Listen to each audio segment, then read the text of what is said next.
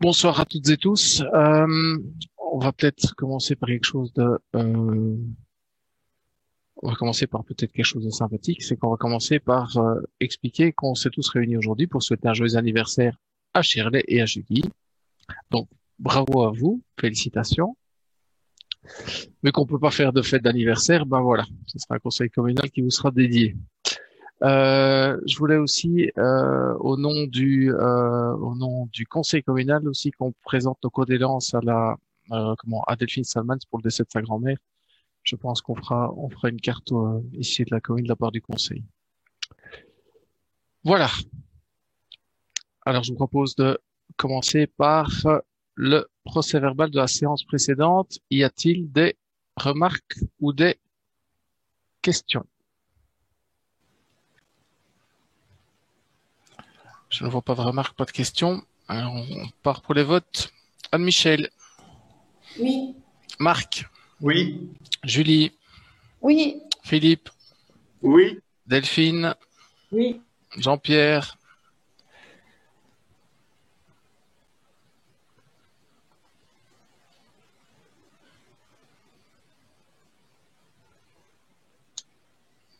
Voilà. Jean-Pierre. Oui. Parfait. Jean-Paul. Oui. Martine. Oui. Cédric. Oui. Charles. Oui. Pierre. Oui. Robin. Oui. Eric. Oui. Nadia. Oui. Vincent. Oui. Jean-Marc. Jean-Marc. Oui, on va dire que oui. Oui, oui, Donc, dis oui. oui, dit que oui. On traduit. Shirley. Oui. Ça va. Caroline. Oui. Véronique. Oui. Et moi-même, oui. Point numéro 1, convention de partenariat entre la commune de Villers-la-Ville et l'ASBL Territoire de la Mémoire, avec comme nous étions engagés, comme suite à la motion qui avait été déposée par Robin, si je me trompe pas. Eh bien donc, on vous propose de passer aujourd'hui donc la convention de partenariat qui est donc la convention de partenariat avec un montant de l'abonnement. L'abonnement de la convention, on va dire comme ça, le montant du partenariat qui s'élève à 270 euros par an, pardon, soit 0,025 euros par habitant. Et donc, on couvre la période de l'année 2021 à 2025. Y a-t-il des questions?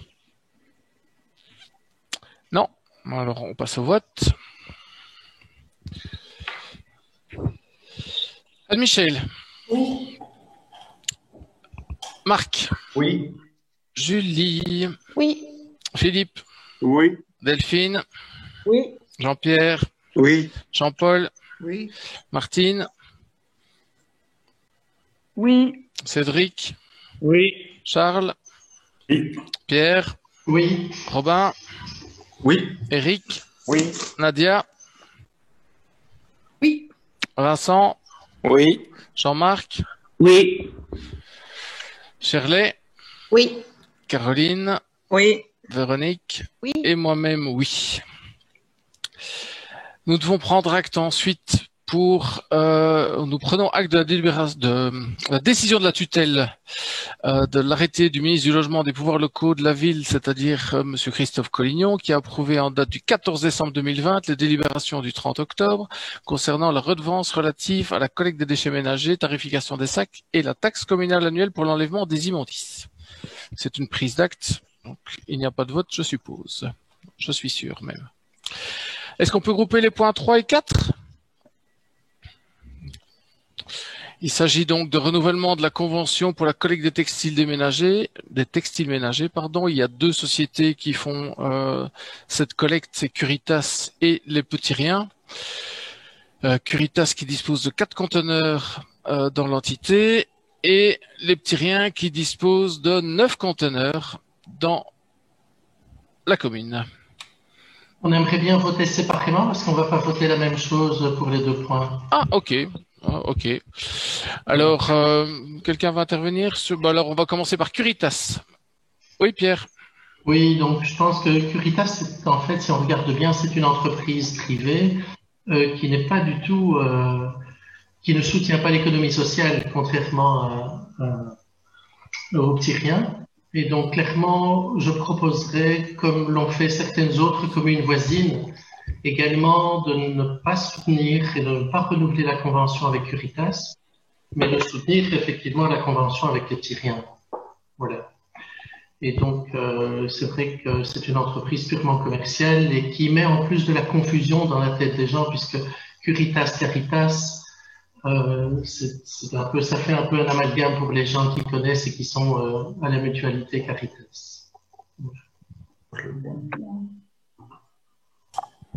Je pense que ça fait des années qu'ils sont chez nous et je pense qu'à Oui, partir du moment, oui, ça fait des années qu'ils sont là et le fait d'être une activité, enfin d'être une entreprise commerciale, c'est quand même pas un gros mot en tout cas. En tout cas, c'est ce qui me oui, semble. oui, je sais. Donc, Mais- donc moi je proposerais quand même que qu'on puisse voter les deux conventions. Donc voilà. Je propose de passer au vote s'il n'y a pas d'autres interventions. Moi, Et j'avais donc, une, oui, Charles. oui, j'avais une petite question. C'était juste avoir en fait une idée des quantités récoltées par Curitas et les petits liens. Je ne sais pas si vous avez les données ou Je sais pas je sais pas sous la main parce qu'ici j'ai juste les conventions. Je sais pas si Julie n'a pas l'info non plus, mais on peut on peut leur poser la question. Je pense que c'est à eux qu'il faut poser la question. On peut essayer de savoir dans ce qu'il en est de leur. Je ne vois rien dans le dossier. Ici, moi j'ai juste les conventions et en fait leur quantité, ça c'est bien. Bah non, ça faut leur demander chez eux. Voilà. j'ai vu dans le document en fait que normalement chaque année ils sont tenus de faire un rapport Oui, sur la quantité récoltée et donc voilà. Mais on s'il y a pas, regardera. on pourrait.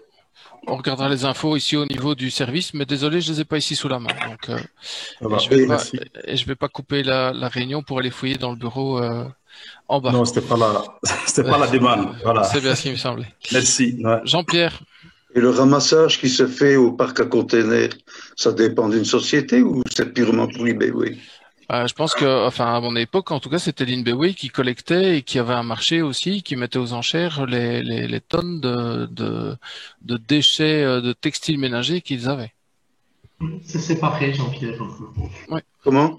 C'est C'est séparé. séparé, c'est encore une autre filière. C'est l'INBW qui met aux enchères et qui vend le gisement par ailleurs.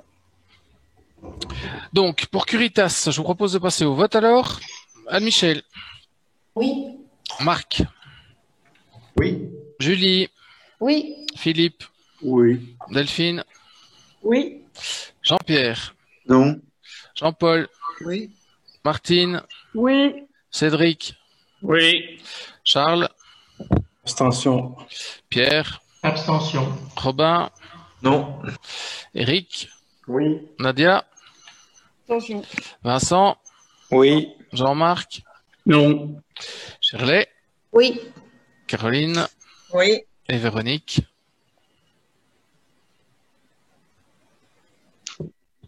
Et Véronique, que je n'ai pas entendu. Son micro ne va pas. Ah, son micro ne va pas. Ouais. Moi, j'ai lu sur ses lèvres abstention. D'accord. Si tu as lu sur ses lèvres, je te crois, Julie. Et donc, pour les petits riens, alors, je refais le tour. Anne-Michel. Oui. Marc. Oui. Julie. Ou Oui. alors, attendez, où je peux considérer l'unanimité? Oui. Pour moi, oui. Je peux considérer l'unanimité? Ben voilà. Ok, comme ça. Je pense que pour nous aussi, c'est oui. Voilà. Parfait. Moi, j'avais compris d'après les interventions. Donc, l'unanimité, c'est parfait. Le point 5, personnel communal, licenciement, personnel contractuel, délégation au collège. Lors du précédent conseil communal, nous avions voté la délégation du conseil au collège en ce qui concernait le recrutement et les modalités d'exécution du recrutement du personnel statutaire, décision de principe d'engagement et la nomination restant du ressort du conseil communal.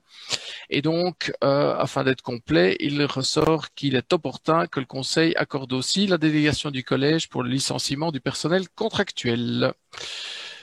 Voilà, on complète un peu la décision du 30 décembre. Y a-t-il des questions? Pas de questions. Anne-Michel. Oui. Marc. Oui. Julie. Oui. Philippe. Oui. Delphine. Oui. Jean-Pierre, Abstention. Jean-Paul, Oui. Martine, Oui. Cédric, Oui. Charles, Abstention. Pierre, Abstention. Robin, Abstention. Eric, Oui. Nadia, Abstention. Vincent, Oui. Jean-Marc, Abstention. Shirley, Oui. Caroline, Oui. Véronique. Abstention. Ok, et moi-même, oui. Le point numéro 6, travaux d'aménagement de chemin agricole en vue de créer un cheminement cyclable au chemin numéro 3 Marbais et 7 à Tilly, entre la rue des Savoyards et la rue de Dremont à Tilly, approbation des conditions du marché, procédure négociée sans publicité préalable. Je sais que Julie voulait intervenir, donc Julie, je te cède la parole. Oui, donc c'est un projet qui est dans nos tiroirs depuis longtemps. Donc c'est pour améliorer le cheminement cyclable dans le cadre des points nœuds de la province. C'est un tronçon pour l'instant qui est encore en terre et qu'on voudrait qu'il soit un peu plus tout vélo et pas uniquement VTT. La province nous soutient dans ce projet parce qu'il est sur le circuit point nœud. Donc c'est entre Dremont et Savoyard. Le chemin fait 600 mètres de long, 3 mètres de large. Pour le financer, on a donc la province et le SPW Voirie Agricole qui nous aide aussi. Donc au final, ce sera un projet 100% subsidié. Et c'est que le début au fait du projet. Donc comme vous savez, notre idée est bien d'y aller de tronçon en tronçon pour augmenter la mobilité douce dans la commune. Donc ce soir, c'est ce tronçon-ci qui passe, mais j'espère au prochain conseil passer un autre tronçon entre la Sablière de Rigenay et la nationale 275, et ça complétera le circuit alors. Merci. Y a-t-il des questions? Non, c'est très bien. Jean-Pierre. Oui. Ben, j'ai une question. Ça n'a pas beaucoup de rapport avec ce qui va être fait. C'est très bien pour le cheminement, pour les vélos. Mais depuis très longtemps, je demande qu'on fasse également un cheminement pour les piétons. C'est-à-dire que là où va commencer votre problème, il y a un trottoir qui se termine aussi et qui ne va pas beaucoup plus loin. Moi, je voudrais que ce trottoir, il continue au moins jusque chez Descoplans. D'autant plus comme un arrêt de bus là tout près. Ça veut dire que quand les gens se déplacent, ils sont obligés de marcher sur la route. Et c'est une route qui, pour moi, reste très dangereuse. Je réitère en même temps ma demande. Voilà. J'avais déjà répondu, mais je suis bien concerné vu que je suis propriétaire des terrains qui sont là tout le long et que je trouve ça, franchement, je trouve ça, si tu veux, ça peut être intéressant d'un point de vue mobilité pour les gens, mais dans le cadre de mettre un trottoir tout le long de parcelles agricoles, alors que normalement ce sont des charges d'urbanisme qui sont en charge des particuliers dans le cas où c'est le bâti ou c'est le loti, et ainsi de suite, c'est un fameux cadeau que tu ferais aux riverains direct des champs. Et donc moi je suis particulièrement opposé, mais voilà, pouvons ne pas être d'accord sur le sujet. Je ne comprends pas parce que vous avez fait la même chose à Marbais, au Petit Mont.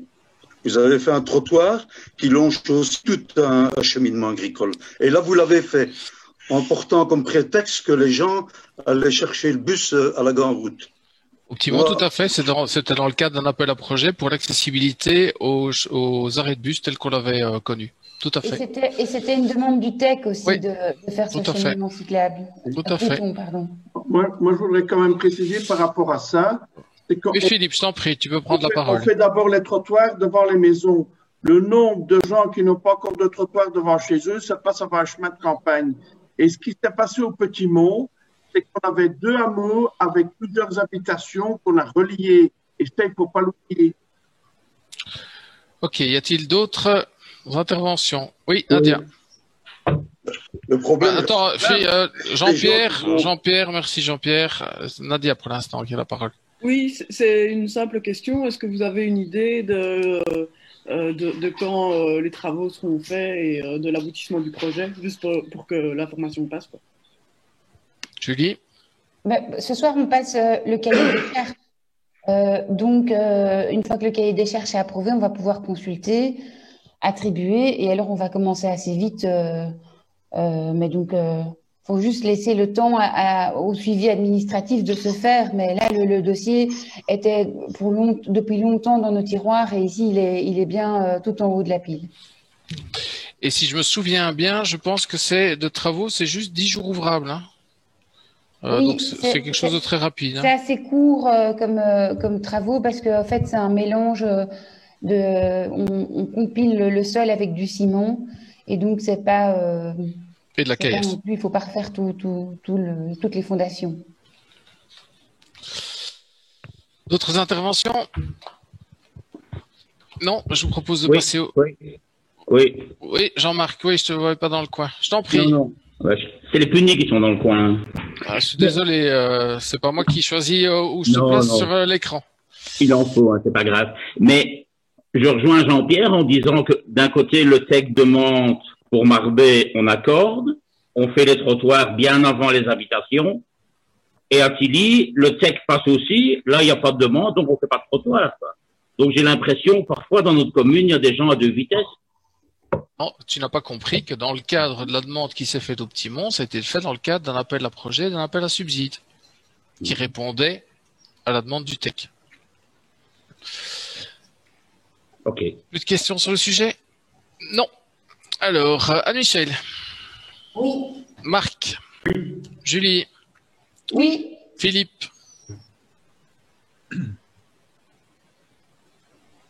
Oui, j'avais oublié de mettre mon micro.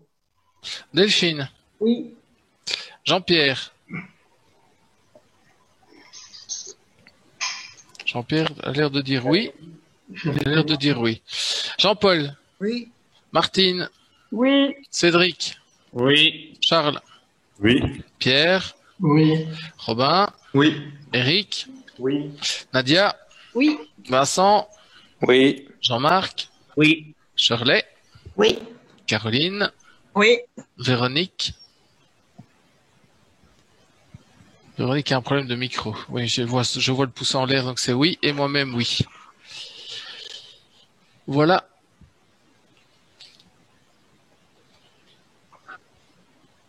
Point 6, c'est bon. Le point 7, ouverture du point 7 et 8 d'ailleurs, on peut passer les deux en même temps, si vous me le permettez.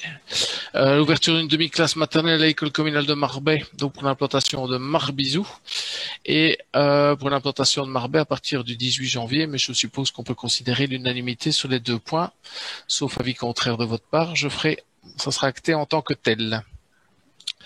Voilà qui clôture l'ordre du jour en séance publique. Y a-t-il des questions? Moi, j'aurais une question à poser. Oui, mais donc, honneur aux dames. Alors, j'ai vu que Nadia posait la question en premier, fasse lever la main. Donc, Nadia. Oui, moi j'ai une question à propos des nouveaux sacs poubelles PMC qui vont être déployés ici en 2021. J'ai vu sur le site d'INBW que voilà, ils confirmaient que ça allait être bien déployé, mais ça dépendait des communes. Est-ce que vous avez déjà une idée de pour quand on sait dans l'année? Julie? C'est le 1er juillet, ce sera en place. Le 1er juillet, et la commune participera, c'est prévu. Voilà. Merci. Jean-Marc, tu avais une question? Oui, moi c'est En fait, pour expliquer peut-être aux personnes qui savent pas ce que c'est le sac PMC, donc c'est une nouvelle collecte de plastique élargie. Donc ça veut dire que pour l'instant, dans le sac PMC, on ne pouvait pas mettre tous les plastiques et ici, on aura une collecte de plastique plus large pour faciliter le recyclage et diminuer les déchets dans le sac blanc. Merci Julie. Jean-Marc. Oui, c'est concernant l'école de Tilly, j'ai une petite question à poser. Est-ce que la réception provisoire ou définitive des travaux de l'école ont été faits? La réception provisoire, oui, mais la réception définitive et le décompte final, non, pas encore. Non, c'est en cours. Les décomptes sont conséquents à faire. Ok. Ce que je me pose comme question, on m'a rapporté que cette semaine, bon, il a plu beaucoup, évidemment, mais que dans les vestiaires de la salle de gym de l'école de Tilly, il y avait pas mal d'eau. Je n'ai pas été informé. Alors, Je n'ai pas été informé. Je poserai la question demain à la directrice pour savoir un peu ce qu'il en est. Et alors aussi à l'école de Tilly, on a fait une nouvelle école, c'est très bien et c'est impeccable pour l'enseignement. Mais je pense qu'on a oublié qu'on était en Belgique et qu'on aurait peut-être dû prévoir un préau pour les enfants qui sont pratiquement toute la journée dehors, quoi. C'est pour ça qu'il y a des espaces intérieurs qui sont plus conséquents, comme la salle de gym, comme l'espace multiculturel, l'espace polyvalent qui est au centre. Donc, ce sont bien les espaces intérieurs qui sont prévus à cet effet. En cette période de Covid, ce ne serait quand même pas mal de pouvoir laisser les enfants dehors s'aérer. On entend partout qu'il faut aérer. Et chez nous, on les met dans des locaux. Tout à fait. Mais je serais curieux de savoir le nombre de fois depuis la rentrée du mois de janvier, le nombre de fois les enfants ont été à l'intérieur plutôt qu'à l'extérieur récréation. D'ailleurs, tu dois le voir aussi à Marbais. Pas fini, Philippe. Je te remercie. Tu peux passer à Marbais quand tu veux. Tu es tout proche. Tu peux voir très bien à Marbais. Et voilà. Donc, il n'y a pas de souci. Il n'y a pas de préau. Par contre, il est bien question d'en faire à Marbais. Ouais, Philippe, tu voulais ajouter? Oui, mais au vu de la météo du jour, je pense que les enfants étaient mieux à l'intérieur aujourd'hui que dehors. Oui, mais enfin, il y a pas toujours de la pluie. Ça peut être du vent et les enfants aiment bien être dehors aussi, quoi. Ceci dit, sur le temps de midi, il faisait parfaitement sec aujourd'hui. Hein.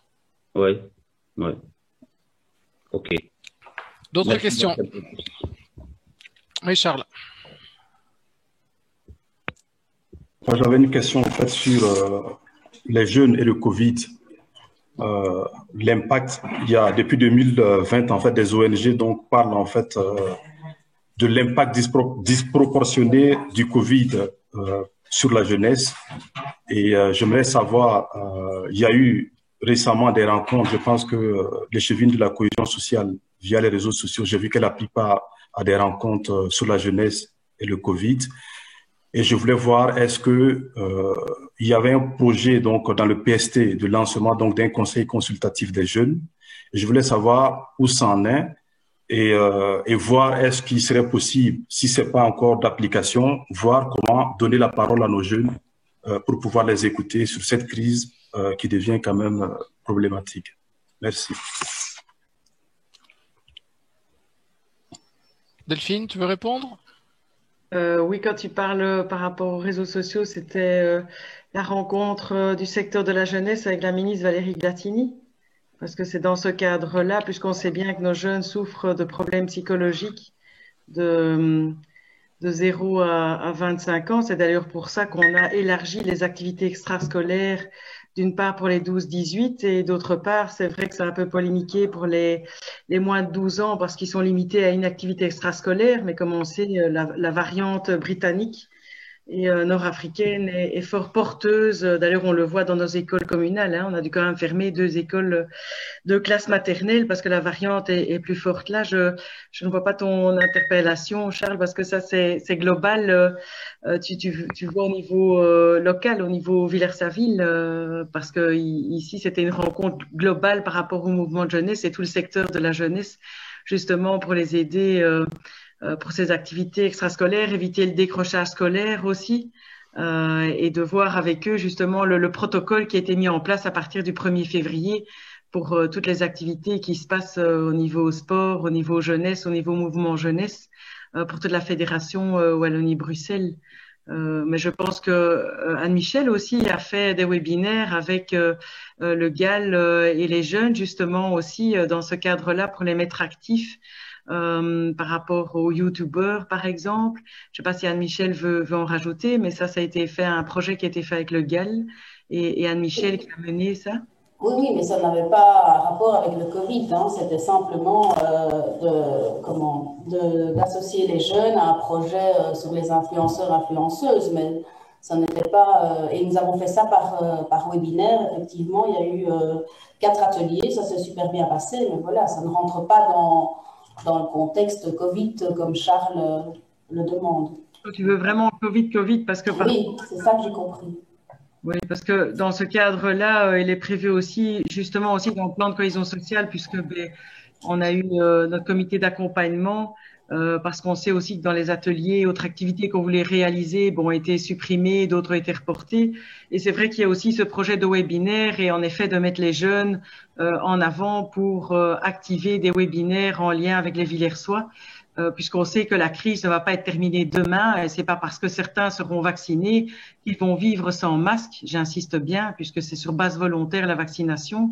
Et donc, en effet, c'est vrai qu'on en a discuté aussi en comité d'accompagnement avec la région wallonne pour essayer de mettre ça en place dans le cadre du plan de cohésion sociale. Mais on a eu réunion vendredi dernier. Mais c'est un projet justement pour les mettre acteurs dans ces actions de webinaire par rapport aux personnes plus âgées, ou même de faire des activités sportives aussi via des webinaires. C'est vrai que c'était un projet aussi, mais on l'a pas mis là maintenant, Charles. Mais c'est vrai que on évolue avec le moment et le temps qui nous est donné par rapport à cette crise sanitaire. Mais c'est prévu. En effet, on a eu ces propositions aussi dans le cadre du plan de cohésion sociale.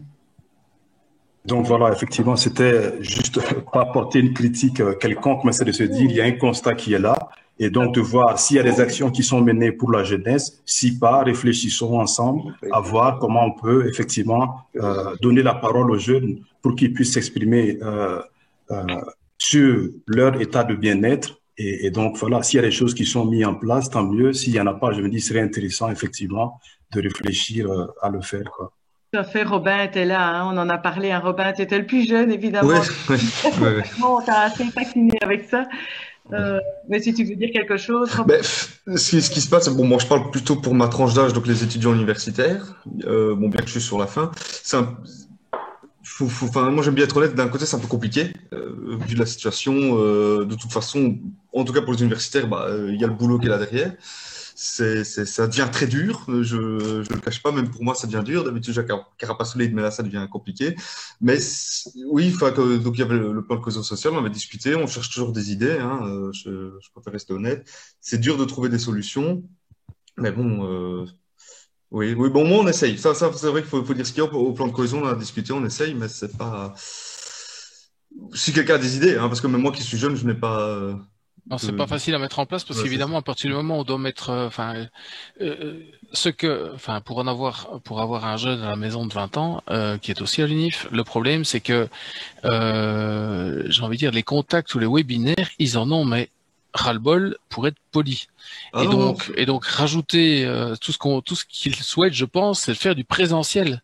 Et donc là, pour l'instant, c'est juste impossible. Donc c'est pas facile de trouver. Je comprends Robin et Delphine au niveau du plan de cohésion sociale, c'est pas facile de trouver des solutions et de trouver des activités, hormis via, comme on est en train de le faire maintenant, via Internet. Et Robin, si tu es au cours, tu passes ta journée devant des écrans aussi. Malheureusement. Et donc à un moment donné, si c'est encore pour faire des activités le soir, pour se délasser et que c'est encore devant un écran, ça devient un peu compliqué.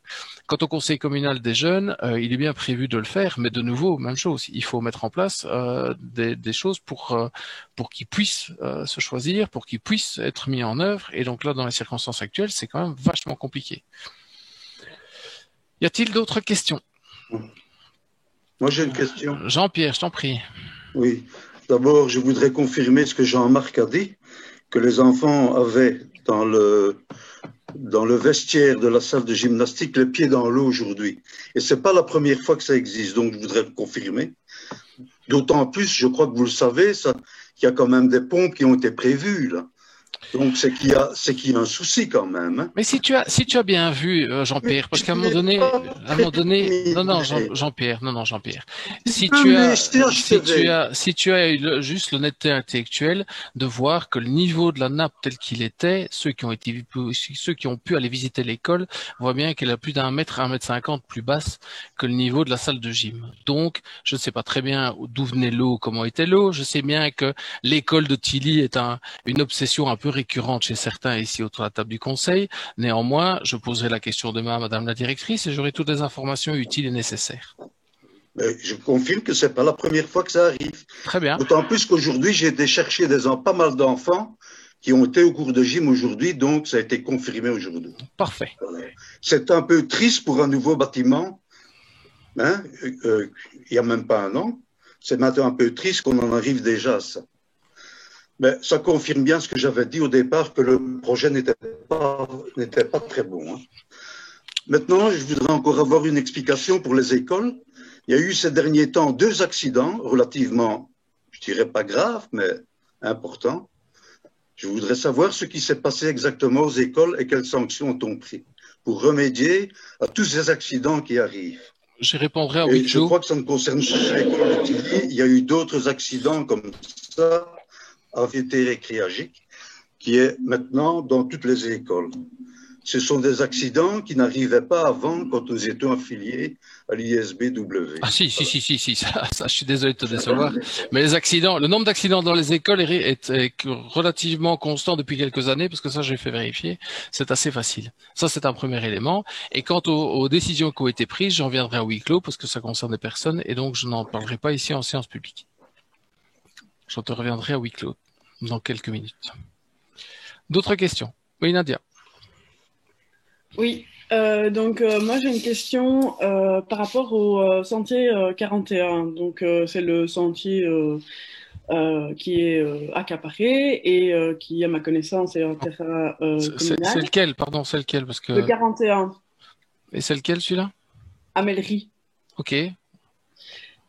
Et donc, c'est celui où justement il y a eu une audience il n'y a pas très longtemps et il y a des informations qui ont circulé comme quoi la personne qui représentait la commune n'a en fait pas demandé de temps de parole pour défendre, pour donner la position de la commune au juge. Alors j'avoue que ça m'avait un peu étonné parce que j'avais consulté ce dossier et à ma connaissance, il y a bien des conclusions qui ont été faites par la commune. Et donc, l'audience a été reportée au 12 février, donc ça va venir assez rapidement. Et donc, ma question, c'est un peu de savoir d'abord qu'est-ce qui s'est passé. Enfin, je suppose que la personne, elle a reçu un mandat, donc quel était le contenu finalement du mandat? Quel est le contenu du mandat pour le 12 février? Et de dire, ben voilà, si le mandat reste le même et de ne pas donner en audience, je parle la position de la commune, nous, on est tout à fait disposés, si le conseil nous donne un mandat, à aller le 12 défendre ce sentier. Donc voilà, ma question étant essentiellement d'avoir un peu le poids sur ce qui s'est passé et sur quelle est la position de la commune et avec quelle position elle va aller à l'audience du 12. Quoi. Et la situation, elle est limpide. Je comprends pas. Je sais pas parce qu'il y a quelques témoins qui ont été voir ce qui s'y passait, qui ne connaissent pas le dossier et qui se sont un peu écharpés avec les uns avec les autres. Et c'est pas parce qu'on crie dans le désert qu'on a nécessairement raison. On rappelle tout simplement que la position de la commune est très claire. La sanction administrative qui a été donnée à la personne, c'était la réouverture immédiate du sentier. Point. Ça, c'est la position de la commune. Ça fait partie de ce qui a été dit au niveau des audiences. Peut-être pas la dernière, j'y étais pas, désolé. Je ne sais pas ce qui a été dit. Les conclusions et le dossier, il est très clair. La demande de la commune et la sanction administrative de la commune qui est en contestée, c'est la réouverture du sentier. Je ne sais pas être plus clair. Et c'est bien une décision de la commune. On est bien d'accord. Parce que l'agent sanctionnateur, il travaille pour compte de la commune, mandaté par la commune. Donc voilà. Je peux pas être plus limpide. Qu'est-ce qui explique Je t'en prie, Nadia, tu peux reprendre la parole. Oui, merci. Qu'est-ce qui explique alors qu'à l'audience, il n'y ait pas eu un temps de parole demandé pour exposer l'avis de la commune? À part répéter ce que je viens de dire et ce qui a été écrit, ce qui a été confirmé, ce qui a été plaidé, je vois pas ce qu'il y a de plus. Non, je sais pas ce qui s'est dit à la dernière audience, j'y étais pas, je suis pas mandaté pour y aller, mais en attendant, la situation est limpide. On peut répéter ça à l'envi. Alors si certains veulent faire des arguties juridiques pour savoir exactement ce qu'il en est, moi, je suis pas là pour donner une leçon au juge pour savoir ce qu'il faut faire ou ce qu'il ne faut pas faire. Je rappelle, la décision de la commune est très simple et très claire. Ne vous en déplaise. Nadia, je t'en prie. Oui, mais donc, le mandat qu'a la personne qui va représenter le sentier, c'est bien de le défendre avec les conclusions qui ont été déposées, c'est ça? Oui. Je comprends bien. On peut le répéter à l'envi. La sanction qui a été donnée par la commune, c'est dans le dossier. Tu l'as vu si tu l'as complété. Eh bien, celle-là, claire et nette. D'autres questions, Jean-Marc? Je crois qu'on en avait déjà parlé de ce point-là au dernier conseil communal. Et si ma mémoire est bonne, on avait signalé qu'à cause du Covid, ou je ne sais pas exactement pourquoi, il n'y avait personne qui représentait la commune. Non, ce n'est pas exact. Il y a une personne qui a bien été mandatée pour représenter la commune. qui était mandaté, mais est-ce qu'il était là? Est-ce qu'il a pris la parole? Ah, il était là, je suppose. Il est mandaté par la commune pour assister aux audiences. Je ne vais pas être plus clair. Et il en a fait un rapport à la commune, je suppose. Oui, dont on sait que la fixation, enfin, j'ai plus la date en tête, Nadia vient de le dire, que l'audience était fixée d'ici 15 jours, quelque chose comme ça. Ok. Donc il était là, quoi. Oui, bien sûr, bien sûr. J'avais mal compris la dernière fois parce que j'avais cru comprendre qu'il n'était pas là et que personne ne représentait la commune. Non. Le problème, c'est qu'il y a eu une audience qui a été reportée parce qu'il était absent cette fois-là. En effet, la personne était absente, mais je parle d'une audience qui date bien avant le nouvel an, bien avant les fêtes de fin d'année, si je me trompe pas. Excusez-moi, j'ai fait l'amalgame des deux. Désolé. Allez, je te pardonne. Merci. D'autres questions? Philippe, c'est une question au collège maintenant. Non, moi je voudrais donner une précision à Nadia. À partir du moment qu'un dossier est en justice, il y a la séparation des pouvoirs et il faut la respecter. Ce que j'ai entendu ce soir, j'ai pas l'impression qu'on la respectait. Simplement. Ça n'empêche que la position de la commune est très claire par rapport à ça. D'autres questions? Bien d'accord, et c'est bien pour ça que je dis on ne la respecte pas, parce qu'il faut arrêter. Les juges et les tribunaux, c'est un pouvoir indépendant et c'est pas de notre compétence. Et il faut que ce soit dit. J'ai vu que Charles levait la main aussi. Charles. Oui. Nadia, je ne sais pas si c'est pour compléter, abonder dans le même. Moi, c'est une autre question. Oui, ben moi je voulais. Oui, mais attendez, un à la fois. Donc Charles avait la parole, donc un à la fois. Très bien, merci. Moi, j'avais une question par rapport donc à la stratégie en fait de gestion des déchets clandestins. Je sais qu'on a posé la question quelques fois. Ici récemment, on a vu que la ministre Tillier a fait un appel à projet pour lutter contre les dépôts sauvages. On s'est renseigné, on a vu que sur la centaine de communes qui avaient envoyé leur dossier, Villers-la-Ville n'y faisait pas partie, alors qu'on a quand même été victime à plusieurs reprises donc de dépôts clandestins qui ont quand même coûté des milliers d'euros. Et par ailleurs, en fait, on s'est renseigné aussi de voir quelle stratégie était mise en place. Et on a appris aussi qu'il n'y avait pas, entre 2018 et 2020, aucune plainte n'avait été déposée par la commune dans le cadre donc des dépôts clandestins. Et on sait que c'est un phénomène qui est très, très grandissant. Et du coup, la question, c'est de savoir, est-ce qu'il y a une vision long-termiste, vision claire, une stratégie qui puisse permettre, vu que personne n'est à l'abri, voir, en fait, ça, assurer tout le monde de savoir, voici telle politique qu'on souhaiterait mettre. Ici, c'est flou pour nous. Toutes les fois qu'on a posé la question, les réponses n'étaient pas satisfaisantes. Et on était étonné aussi de voir que, voilà, l'opportunité était offerte par des appels à projets et on n'a pas compris pourquoi la commune qui a pour habitude, on peut le dire aussi, de répondre à des appels à projets n'a pas franchi cette fois-ci le pas. Alors, deux choses. La première, la majorité des communes dont question ont acheté des caméras pour installer dans les chemins de terre ou ce genre de choses. Alors, la question qui se pose, c'est que d'abord, ces caméras ne coûtent pas très très cher et donc ça, on pourra en acheter pour les quelques points noirs qui pourraient poser problème. Le souci, c'est que ça fait quelques années que majoritairement, je dis pas tout le temps, majoritairement, mais les dépôts se font dans des chemins, dans des sentiers différents et en race campagne sur lesquels il est impossible d'installer des caméras sur un arbre, sur un poteau, enfin de manière que ce soit invisible.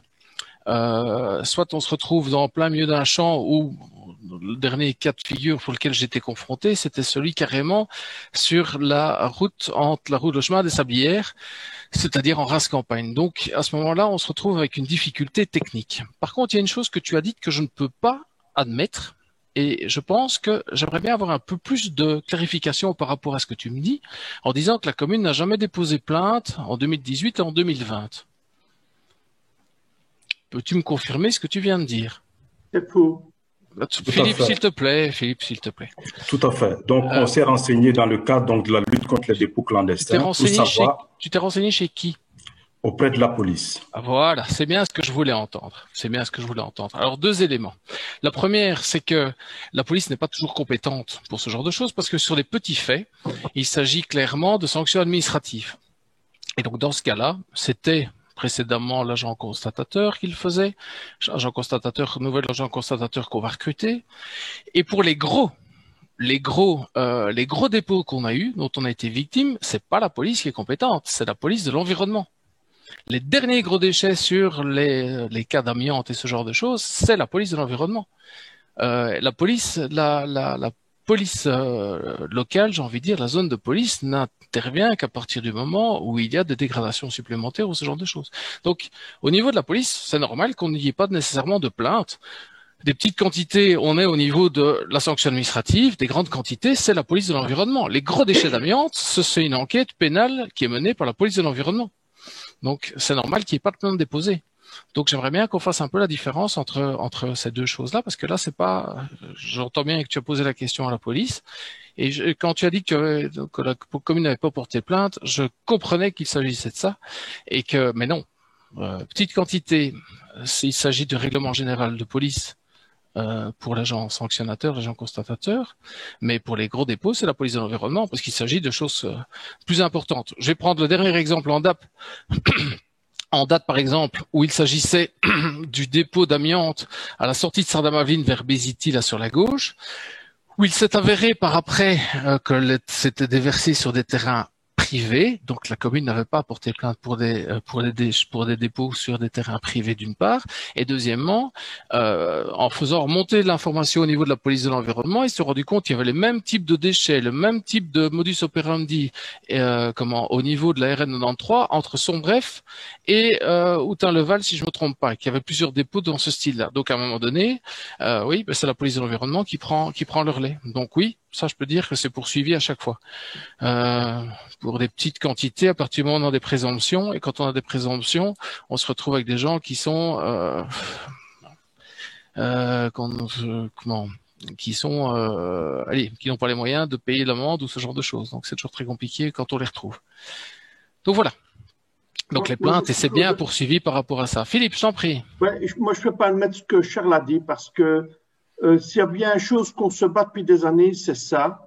Moi, chaque fois qu'il y a un dépôt qu'on avertit notre chef de service, on va voir sur place, on enquête nous-mêmes alors que c'est pas notre job, parce que c'est le job de l'agence constatateur ou de la justice, et on donne un coup de main pour y arriver.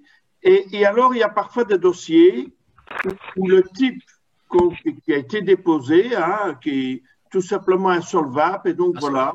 Et, ou bien on le met en tôle, mais il n'en a pas fait assez pour mettre en tôle, et nous autres, on est là. Donc, je ne peux pas admettre ce genre de choses. On se bat. Moi, il y a 20 ans que je suis à la commune, il y a 20 ans que je me bats pour ça. Parce qu'on en a vu à tous les coins de rue, ça continue, et c'est battant. Moi, j'ai vu des choses sur des domaines privés, des éoliennes à Chassard, que vous imaginez pas, j'ai les photos dans mon téléphone, où il y avait 200 ou 300 bonbonnes. Il y avait tout ce qu'on a vu. Et voilà. Sauf qu'il ne faut pas confondre un pouvoir administratif est une chose et un pouvoir judiciaire est une autre. Et nous autres, notre rôle, c'est d'aider le pouvoir judiciaire, mais on n'est pas le pouvoir judiciaire, tout simplement. Philippe, je pense que j'ai posé la question plusieurs fois au niveau du conseil communal et tu y étais. Et je pense qu'à un moment donné, il faut aussi pouvoir confier aussi des dossiers à des personnes qui sont compétentes en la matière. Et pour aussi dire, je suis désolé, ici, je pense que ici, quand on pose la question, si on avait reçu des réponses satisfaisantes, je pense que la question elle aurait été déjà rangée. Mais c'est parce que nous n'avons pas assez de questions, qu'on ne voit pas de vision claire, de stratégie claire, et qu'on voit le phénomène grandissant partout, et qu'on se dit, il faudrait pas, à un moment donné, attendre qu'il y ait encore d'autres dépôts clandestins qui vont coûter encore à la collectivité. Et nous, on ne cherche pas à rentrer dans des polémiques, quelles qu'elles soient. C'est simplement savoir quelle est la stratégie, quelle est la vision claire là-dessus. La question, elle est simple. Dans un état de droit, la justice est une chose et l'administratif est autre chose. Et l'administratif est là pour aider la justice. Et c'est des règles, ça. Ça ne se discute pas. C'est comme ça. Je suis désolé. De toute façon, c'est ce qu'on fait à fond, C'est ce qu'on fait à fond, J'ai répondu, Charles, par rapport à l'appel à projet, parce que c'était pas les systèmes en tout cas qui étaient proposés n'étaient peut-être pas tout à fait inadaptés pour Villers, parce que c'est vrai que la configuration de la commune fait qu'il y a énormément de chemins de terre, énormément de chemins et d'endroits isolés, et que c'est vrai que plic-ploc sont des éléments qui changent. Et deuxièmement, par contre, oui, à chaque fois, les plaintes sont déposées et c'est poursuivi. Et parfois, même vis-à-vis de la police de l'environnement, il faut même pas déposer plainte. Il suffit simplement de leur signaler qu'ils reprennent le dossier comme si de rien n'était. Et ils ont beaucoup plus de compétences dans le domaine que d'autres instances en tout cas. Et ils peuvent aussi faire des recoupements avec d'autres dépôts clandestins dans d'autres communes. Donc ils ont une vue beaucoup plus aérienne, beaucoup plus régionale que simple vue dans la zone de police. Donc ça me paraît intéressant. Néanmoins, j'ai envie de dire, même s'il y avait eu des choses, je pense bien que s'il y avait eu des éléments qui sont mis en œuvre pour de surveillance, pour essayer de se prémunir de ce genre de choses, je vais quand même pas les donner non plus en public pour ce genre de choses. Mais je peux dire que par rapport à des terrains privés, par rapport à des endroits, il y a bien des choses qui sont mises en place de façon à vérifier comment ça se passe. Moi-même, je le cache pas, mais à titre personnel et à titre privé, par rapport à mes biens privés, parce que je me retrouve avec des dépôts aussi dans mes champs, et pas que des canettes. Je l'ai déjà dit à plusieurs reprises, un agriculteur, c'est grosso modo une quarantaine de sacs poubelles supplémentaires chaque année qu'il doit mettre, parce qu'on récupère toutes les joyeusetés qui sont lancées sur le bord des routes. D'autres questions? Nadia? Moi, c'est pas une question, je voulais juste revenir pour préciser ma pensée. Moi, je n'ai pas dit du tout, je réponds à l'écheval des travaux. Je n'ai pas du tout dit qu'il fallait faire la confusion entre les pouvoirs. Hein, c'est pas ça. Ce qu'il y a, c'est que la séparation des pouvoirs, ça veut dire que le politique ne peut pas aller dans les affaires de justice. On est d'accord et dicter à un juge ce qu'il doit faire, ça, on est bien d'accord. Par contre, quand la commune ou n'importe quel organe, institution politique est dans une affaire judiciaire, ça me semble assez logique qu'elle défende son cas comme n'importe qui. Donc nous, ce qu'on a demandé, pas besoin de réexpliquer, j'ai bien compris évidemment ce qui a été dit. La question, elle portait sur la défense des conclusions à l'audience et pas du tout sur le fait que la commune intervienne chez le juge par ailleurs. Donc c'est juste la bonne poursuite de la procédure. Je vais juste préciser ça parce que les propos étaient Nadia, justes. Il y a on va pas refaire le débat non plus. 20 ou 21 ans, on n'a jamais fait autrement. Hein. On va pas refaire le débat. Y a-t-il d'autres questions? Oui, Manu. Jean-Marc. Oui, moi j'ai vu avec tristesse que les panneaux du marché de Villers-la-Ville étaient couverts, donc j'en déduis que le marché, il n'y en aura plus, quoi. Ou au moins là-bas. Non, le marché, les panneaux sont chaque hiver, les panneaux sont refermés, sont cachés de façon à ce et sont réouverts quand on recommence le marché ou ce genre de choses. Donc voilà. Moi, c'est une bonne nouvelle qu'on va le recommencer alors. C'est pas à l'ordre du jour pour l'instant de savoir si on va le recommencer ou pas le recommencer, parce que les règles Covid sont quand même un peu compliquées. Oui, mais enfin, je vois certaines communes, eux, font leur marché, Sombresse fait son marché, Jean-Blou fait son marché, Nivelles fait son marché, Fleurus fait son marché. Oui, tout à fait. Mais tout à fait. Mais pour l'instant, comme chaque hiver, entre grosso modo la Toussaint et le début de printemps, il n'y a pas de marché, il n'y a pas d'afterwork plutôt ici à Villers. Donc au 1er avril, on peut compter dessus, quoi. Oui, bien sûr, hein, bien sûr. Ah bah c'est magnifique. Et j'espère qu'on s'y verra tous. Ah, j'espère ça. Hein. On s'y est déjà vu. Hein. De nombreuses reprises, Marc, c'est exact. D'autres questions? Ou sinon je vois pas plus de questions, donc je vous propose de passer à huis clos. Et donc, je vais souhaiter à chacune et chacun une excellente fin de soirée, une bonne nuit. Prenez soin de vous et à tout bientôt.